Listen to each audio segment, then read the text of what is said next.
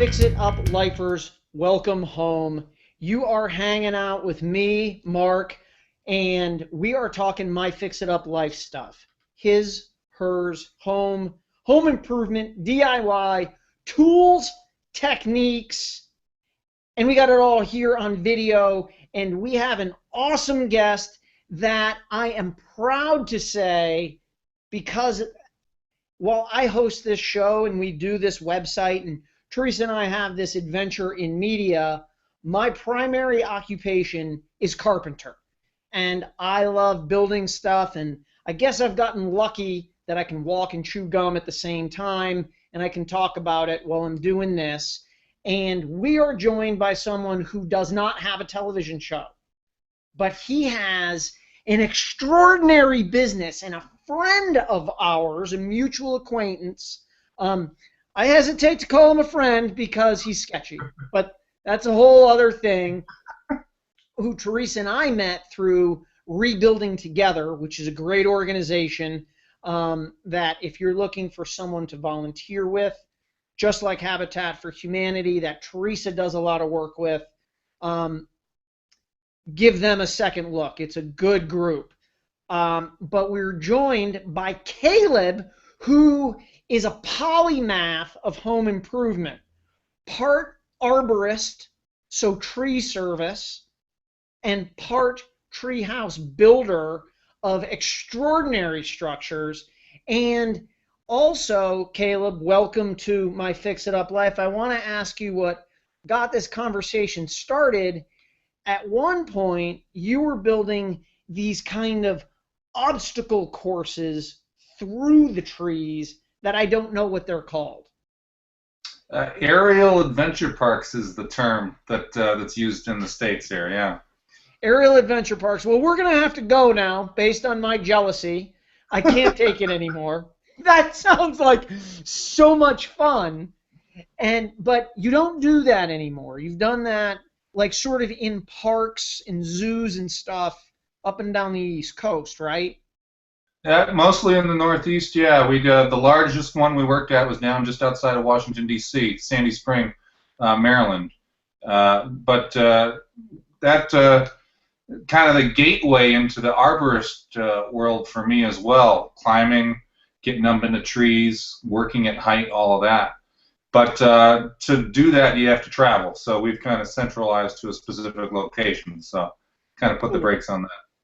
Cool. Where are you located? We're in upstate New York, just about half hour south of Albany, over in Columbia County, Chatham, New York. Right on. Yeah. So, okay, so you started with the aerial courses, and what is the difference then, and this is like a homeowner question, what is the difference between an arborist and, .com tree service? Well, I mean, arborist has one connotation. Certified arborist kind of takes it to another level, and that's what I and my business partner both are by the ISA, which is the governing body in the United States. And that requires experience in the industry and then working in the industry for a specific amount of time. I believe it's 3 years working in the tree industry. And then you have to pass an exam, and then you have to maintain that credential. So there's continuing education credits that you have to get, and then you have to recertify every 3 years. So, the average tree worker, proficient with a chainsaw, just kind of cutting things down. To be a certified arborist, you kind of have to get a range of knowledge over everything involved. It's tree cutting, it's tree planting, it's tree care. It's everything about trees, how they grow, how their root systems form, how to treat issues that pop up. Everything encompassing there. Okay, so I'm going to segue for a second and bring you into my complete geekdom. I can't believe that what you just said. This is 100% unplanned. I'm sitting in a hotel room right now because I'm out doing videos with one of our partners in Fort Wayne, Indiana. And I brought my book with me on the airplane. This guy's The Third Plate by Dan Barber. He's actually near you. somewhere in New York. He has a restaurant called Blue Hill at Stone Barns. Huh, not ringing a bell. Fancy farm to food place, but that book is about soil health and where our food comes from and all this dweeby stuff that sort of goes into what makes a good meal, Hmm. that I can't afford to go buy, by the way, and I couldn't taste the subtlety of flavor. That doesn't matter. But one of the things he's talking about is that a forest or a farm is as bigger underground than it is above ground. Yeah, I mean the obviously because it's underground, we don't get a visual on it. But tree root systems are sometimes extend 2 to 3 times the canopy size of any given tree on a real mature tree. So if you've got a canopy circumference that's maybe 50, 60 feet, you could have a root system that's kind of encompassing, 150 to 200 feet, really. And without excavating those roots out, or there are systems to use forced air if you want to do some soil replacement on root systems. Sometimes it can be hard to say, but in a mature forest, you've just got a labyrinth of roots and activity underneath the soil. That's so fascinating, and there are going to be 9 people who think this is as cool as you and I do. Well, So good for them. Good for them. 9 people, we're talking to you. Please comment on this video on YouTube and subscribe to this channel and check out Caleb. His website is newleaftreehouseco.com, by the way. Um, so this is a homeowner question for the Okay. homeowners who might be tuning in to this. Um, how do you know, as a homeowner, not you, how do you know you got a sick tree or a tree that might be sick or might just need to be pruned? Like, is there something that's not other than dead that people can look for and actually see? Certainly, certainly, yeah.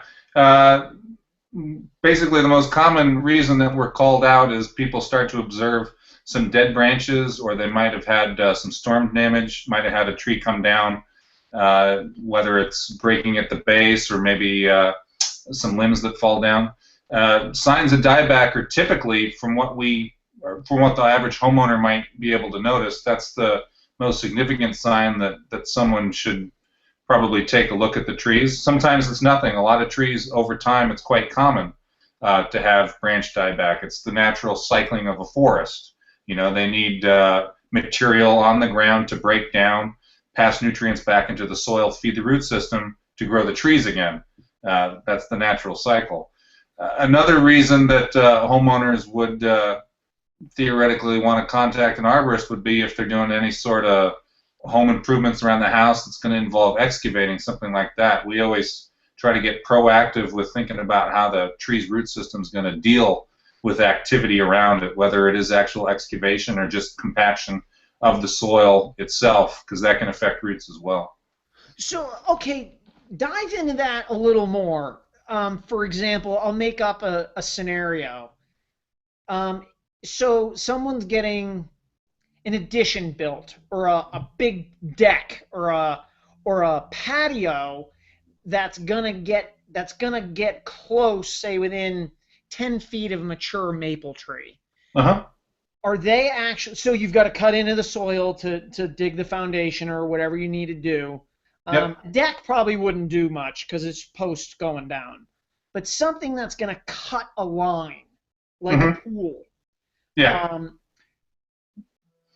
how close, I guess, can they get before they really need to think about, wait a minute, I'm now endangering this tree? Well, it's a common thing that we deal with being out here in the country. It's pretty common. People are putting in pools, decks, trenching for electric, things like that. It's a question we get a lot. It's a hard one to answer because, kind of as we touched on before, you don't really know exactly how far the roots are going. Uh, we would say the closer you get to a trunk, the worse it is. But once you enter the drip line of the canopy, basically once you've passed underneath the outermost tips of the branches, you're really starting to endanger things. And the closer you get to the trunk, and the more severe the length of what you might be cutting is, you can assume that you're going to be severing a decent amount of the root system. Most of the absorbing roots of a tree system are in that top foot of soil. This kind of notion of roots being deep, or the ones that matter being deep, is a misnomer. It's the kind of tentacle-like absorbing roots that are really the most important, that are kind of out in the outermost reaches, and those are the ones that you can sever a large amount of them if you cut within 10 feet of a maple trunk to a depth of about a foot. So that can be a big deal, and you're not going to see the effects of that on that tree sometimes for 2 to 3 years down the road, because the tree may have the nutrients available to it in the short term, but over the long term, that severing of roots is really going to stress its ability to take care of its own health. So that's interesting. I'm going to have to change subject soon, because I'm just going, I'm all the way in. So, for example, if someone is buying a house that's new to them, mm-hmm. the pool or the deck, and again, deck posts aren't probably going to have that great an impact, but again, that, in addition with a big tree right next to it, mm-hmm. that could be potentially be a tree that was healthy 5 years ago when the addition was built, but mm-hmm. might not be healthy now. Yeah. I mean, when we get on site, we kind of have a mental checklist that we go down if someone's asking what maybe is ailing a specific tree. And so, typically we'll ask, have you done any work on the property? Did you do any excavating? Have you recently done any landscaping around it? Sometimes simple hardscaping, such as raising the grade around a tree's root system, that can have a negative effect as well, because the tree's roots need to have a relationship with the air above. There's an oxygen exchange that happens. So you can actually suffocate a root system by adding too much material on top. So does that extend to something I've seen in Washington, D.C., as a matter of fact, when I moved there from New England, they do the big mulch bomb at the volcano. At the bottoms of their trees. Now, I don't know if these particular landscapers plant the tree higher, so the root flare is sort of exposed to the oxygen. But man, it's like a mushroom cloud. Yeah. And yeah. Not something that we advocate. Do you see that all the time? People plant their dogwoods or whatever flowering ornamental tree and then kill them right away? Well, killing them is probably too strong of a way to say it. There are many variances in tree health, right, that don't always result in death. But the thing about the mulch rings, you tend to see them on trees that are just kind of popped in the ground and on to the next one. There's a lot of instances, a lot of development where, say a large department store moves into the area, they do a lot of excavating, a lot of construction, and then they have a mandate, because they've done all of that digging and everything, to kind of plant trees. They're not going to hire certified arborists probably to come in and plant their trees a specific way. We have all these guidelines with which we plant trees, and it's more expensive than just throwing one in the ground. They're going to have a crew come in, pop them in as fast as they can, and on they go.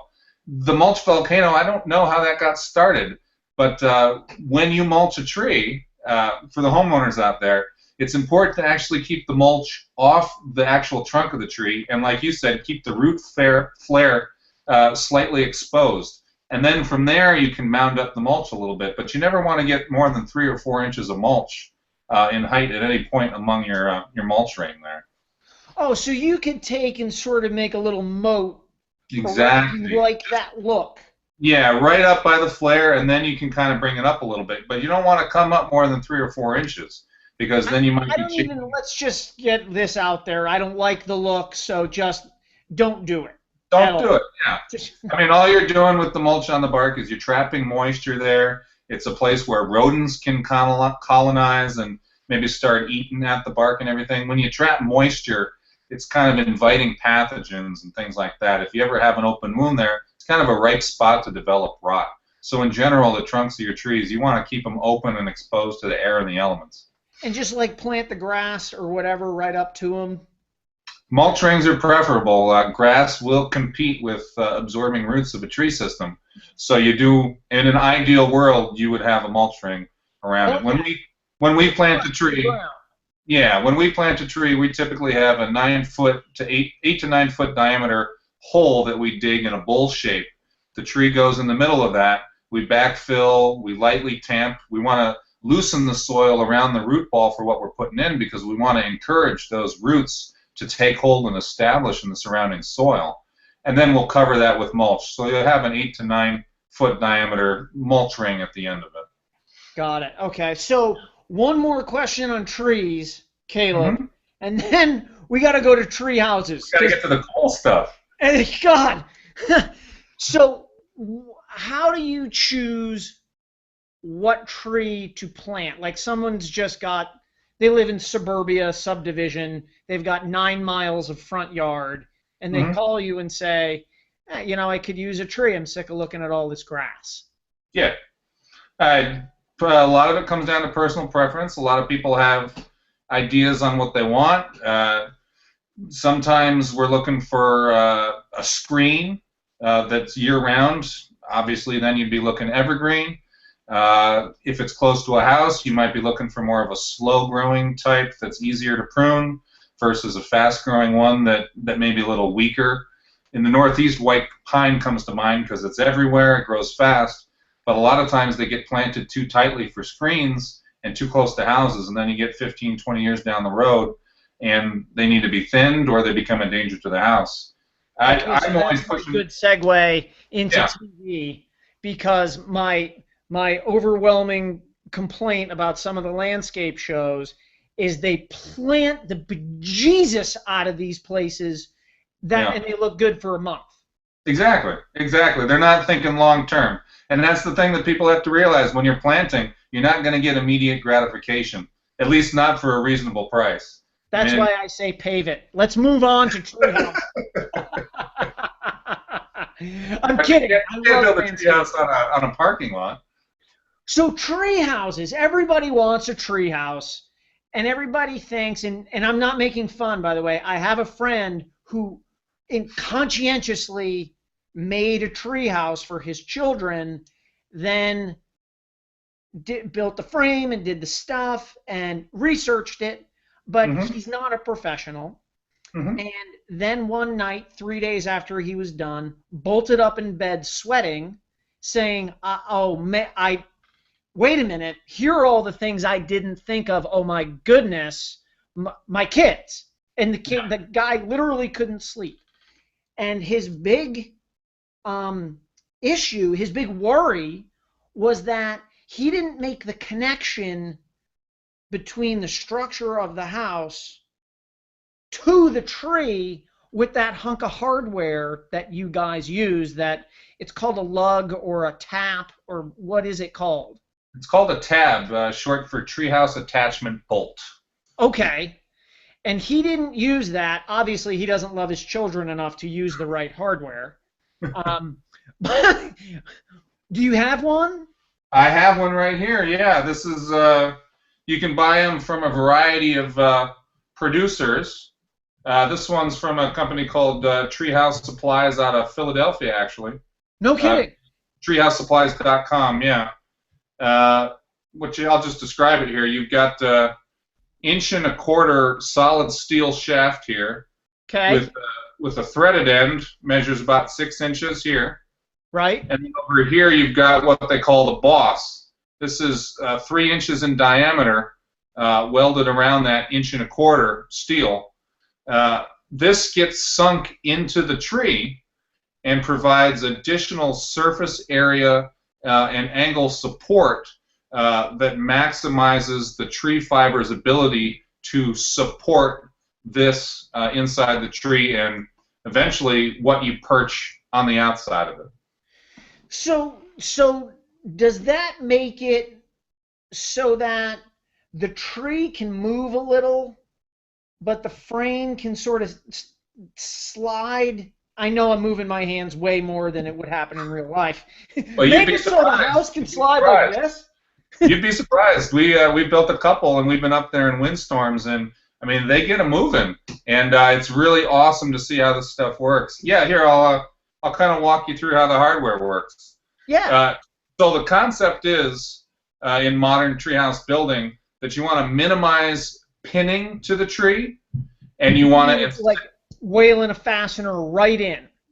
you don't want to take your framing beams and hard fasten them to the trees, pin them to the trees. Instead, what you want to do is you want to put your bolts in, and then you want to perch the beam on top of the bolt. So you're going to minimize your actual hard connections to the tree, and then all of your framing, all of your support system for your deck and for your tree house are going to sit on top of these bolts. Now, when you're doing a multiple tree house, the trees need to be able to move independently of each other for their health, for the health of your structure. You don't want to be stressing your structure out by limiting what trees are naturally going to do. So there's a variety of brackets that actually slot over that bolt. This is the dynamic bracket that allows for movement.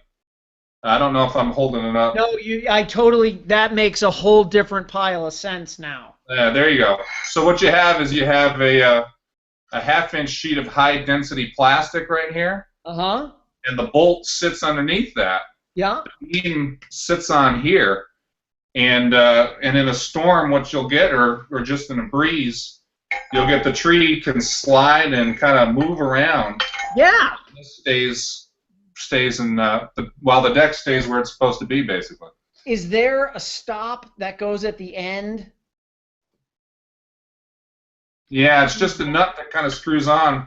It actually serves a couple of purposes. It helps you thread this into the tree. We have a big socket wrench with a socket that fits over that.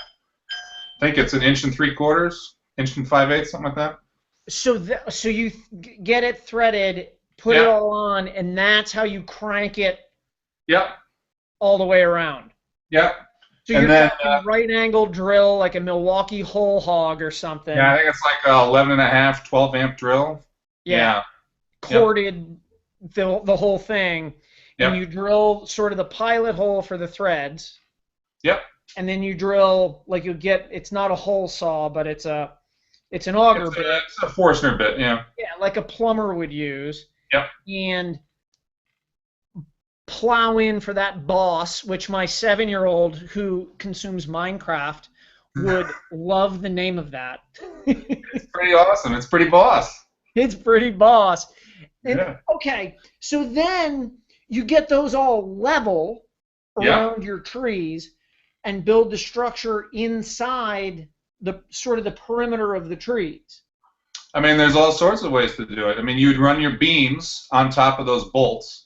And then there are additional support systems depending on the weight load that you're kind of anticipating that you're going to want to support in those trees. Cable systems that will fix to this part of the end of the tab that kind of go up to triangulate and add a little additional support with a turnbuckle. But you put your beams in place, and then depending on what you're planning on building, you kind of frame out your floor joists. I won't say typical to what you might do in a house situation, but it's not so different once you have your beams up and you kind of have that solid base. Once you have those girders up, then you're platform framing basically. So you're doing your platform framing, yep. And I mean, we tend to overbuild because you're building in a tree and you're building at height, and you want people to feel safe, and you want to be safe about what you're actually building for people. You want to really trust it. So we'll typically go 2x12, 16 on center, and just kind of frame it out from there. Are there any? How does a homeowner deal with building code? Like, even is there any, or does it fall into a different netherworld of permission from your town? Yeah, great question. Great question. Something that we find is continuing to evolve, and I'm sure. If you ask any of the other treehouse builders in the country, they'll tell you the same thing. The ones that we've built locally, we always go up front to the building inspectors. There is no specific code that covers tree structures. What they're more concerned about, from our experience, is whether or not it's going to be a residence. Because if it's going to be a residence or a place where someone's going to be living, then there are certain things that the code requires that are there, like plumbing and electric.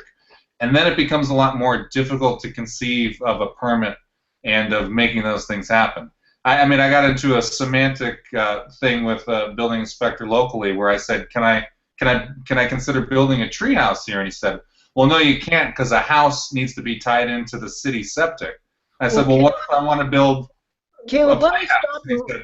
Let me stop you right there, because what I'm going to do is I'm going to thank our partners who helped bring this show to life, Spax.us, Wood Naturally, and of course our friends at Hyde Tools. And I'm going to clip it off right here for those listening on podcast and on our radio station.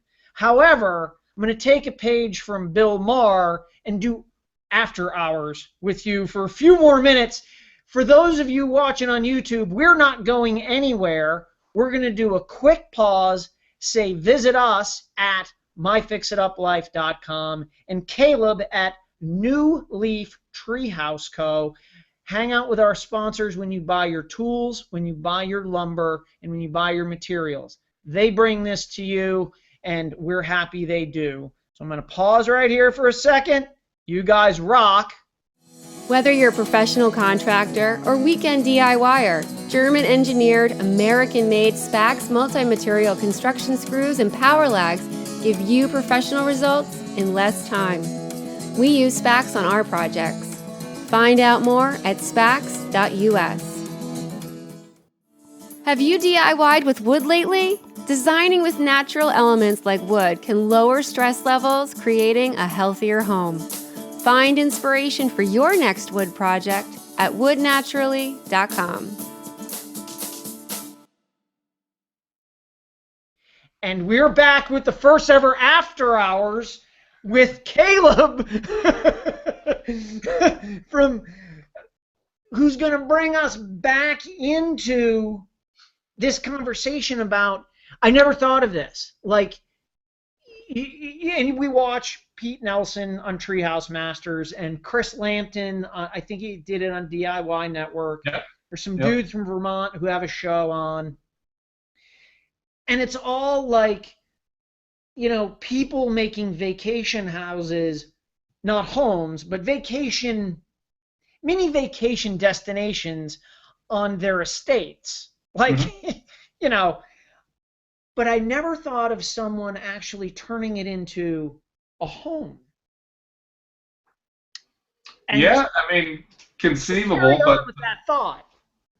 Yeah, conceivable certainly, but there's a lot of challenges that go along with that.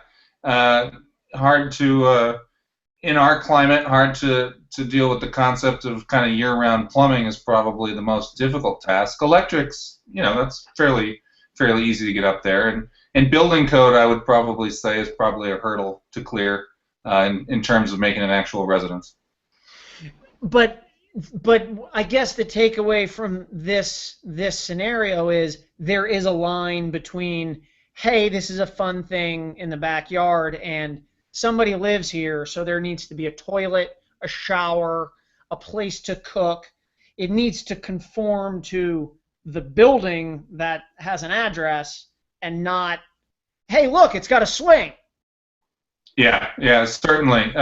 We've had a lot of local inspectors, once they hear what the project is, whether it's kids, play forts, things like that, or even adult decks that you know, they're using purely for pleasure. Once they hear what the project is, they say, you know what, that sounds like playground equipment. I don't have any jurisdiction over that. And they tend to kind of back off, and as interested as they are, they kind of realize that it's an element they don't really want to be involved in the daily aspect of. Have you gotten into like the property lines and the setbacks and this and that, or have you had enough room where you're not, you know, 3 feet from somebody's property line? It's not a relevant conversation. Yeah, typically we have enough room, but it was a conversation on one of them, and we followed the setback standard building code. I think it was at that zoning, I think it was 50 feet from a property line, and we were clear of that. But it was something that we had to think about. Cool. What do you do? So if a homeowner, for example, like my friend, who's handy and smart but not a professional, wants to take on a reasonably simple build, how would they go about it? Like, should they consult, say, with someone like you and get a plan, or does it sort of start with at least using the right structural hardware and working your way up from there? Yeah, pretty much that. I mean, the first thing I would say is anytime you're going to build an alive tree, get a certified arborist to check the tree out first and foremost. Just make sure you're not building in something that's showing signs of decline or signs of disease. Just make sure you're starting out from a good point. And then from there, you mentioned Pete Nelson's show. Fantastic show, awesome, out of this world stuff. But I think sometimes it lends this idea that things are so kind of big that the average person can't do them, and that's just not the case. I mean, the average person, if you're handy and you've got contractor skills and know how to use power tools, you might be lacking some of the specific things like the drill you mentioned earlier to drill the hole. But once the beams are up, I mean, the concepts of building are the same. So consulting with a professional, sure, that'd be advisable. But as long as you're not going to build some massive crazy thing that's going to overload your beams, you pretty much have at it once you understand the concepts. And there's great videos available from these sites that sell the hardware that outline how to install them, how to figure load and how to use it correctly. That's interesting, because, and we can bring this after hours full circle. When you were talking about your ropes courses and the aerial courses before, that sort of got you into this. When you're doing your tree, like my friend's treehouse, homeowner's treehouse, they're not putting on rappelling gear and hurling the line over the branches and zooming up like this. But it sounds like you do.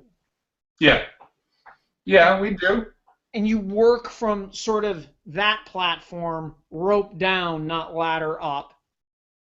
I mean, yes and no. It's all depending on the situation, the height of what you're building at, the geography of the land underneath you. I mean, ladders are great, but we always like to have a hard contact point. I mean, when you're using a drill with a foot-long, 18-inch, 2-foot drill bit, with all that power, I mean, you want to be anchored into something because that thing's got torque, Those things keep turning sometimes. Oh yeah. Whether you want them to or not. I mean, if you're drilling out an oak or a nice hardwood, you gotta have a firm platform to work from. Right, and a ladder isn't always it, because the angles aren't going to be right, and you can't reach around the tree. Exactly. So being able to work from a rope gives you a great. Once you're comfortable in the harness and you can kind of work positioning, gives you a lot of options. That's interesting. I hadn't thought about that, because I would have just gone up, with a framing nailer and started bashing. No, I wouldn't. No. No framing nails in the tree. No nails in the tree. The idea is, so the takeaway from this super geek out is that the trees need to move independently of a structure that does not. Yes. And it all rides on these tabs that you get from Philadelphia. Treehousesupplies.com, I think you said. That was one of them, and then Pete Nelson also has a shop out on the West Coast, and they do online orders. They have good stuff too. So both are great options. Well, if you're ever building a treehouse near where I live, I want to be on your crew for a day. Hey, if you're ever up in New York State, you got to come stop by. We'll show you what we got going. Man, sold. I'm done. I like it. Caleb at newleaftreehouseco.com. Thank you. Do you do Twitter and Facebook? I think you do. We do Facebook, and we have an Instagram too for New Leaf Treehouse Company. We'll follow them there. I looked up photos online earlier. Awesome stuff. I am so glad that we got a chance to hang out here. And for you guys still watching, thank you. Thank you for being part of this. Visit us at MyFixitUpLife.com. Like us on Facebook, Twitter, and Instagram. And please take care of our sponsors, Spax.us for fasteners, deck screws, structural screws. Watch some videos we have coming up. Wood Naturally for inspiration for wood projects. And Hide Tools for your drywall, for your painting, and for the mighty multi-tool that no matter what you're building, you should have in your tool pouch. I'm Mark. This is My Fix It Up Life. We're all done, everybody. Take care.